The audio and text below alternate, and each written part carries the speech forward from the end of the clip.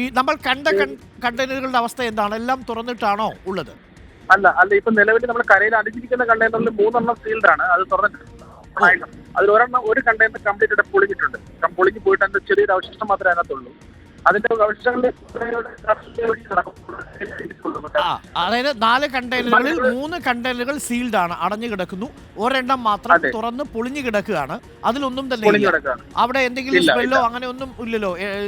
ഒന്നുമില്ല. വെള്ളത്തിലെ എണ്ണപ്പാടയോ അങ്ങനെയൊന്നും ഇല്ലല്ലോ? ഇല്ല, അങ്ങനെ ഒന്നുമില്ല. ഒരു വ്യത്യാസം വെള്ളത്തിലൊന്നും കാണാനില്ല. ആശങ്കപ്പെടേണ്ട ഒരു സാഹചര്യവും ഇല്ല. 4 കണ്ടെയ്നർ ഒഴുകി വരുന്നുണ്ട്. 4 നമുക്ക് നിലവിൽ കാണാൻ പറ്റുന്നുണ്ട്. പക്ഷെ അല്ലാതെ ഉള്ളിലൂടെ കണ്ടെയ്നർ തെക്ക് ഭാഗത്തേക്ക് ഒഴുകി പോകുന്നത് നമുക്ക് കാണാൻ പറ്റുന്നുണ്ട്. അത് ഇവിടെ കരയിൽ അടിയാൻ ചാൻസ് വളരെ കുറവാണ്.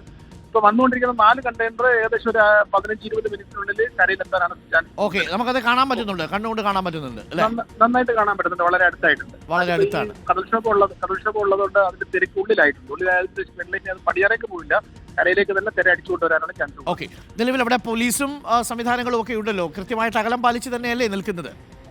അതെ, അങ്ങനെയായിരുന്നു. നേരത്തെ ഈ കണ്ടെയ്നർ 3 നമ്മുടെ കരയിൽ അടിക്കാനിരുന്നുണ്ടെങ്കിൽ ഹൈറ്റ് തുടങ്ങിയത് ഫ്ലോട്ടിംഗ് ആയിട്ട് തെക്ക് ഭാഗത്തേക്ക് ഒഴുകി കരയിലൂടെ തന്നെ പോകുന്നുണ്ട്. അങ്ങോട്ട് നമുക്ക് കരയിൽ കെട്ടാനോ അങ്ങനെയുള്ള സാഹചര്യങ്ങളൊന്നും നമ്മളാരെയും അതിനടുത്തേക്ക് കൊണ്ടുപോകുന്നില്ല.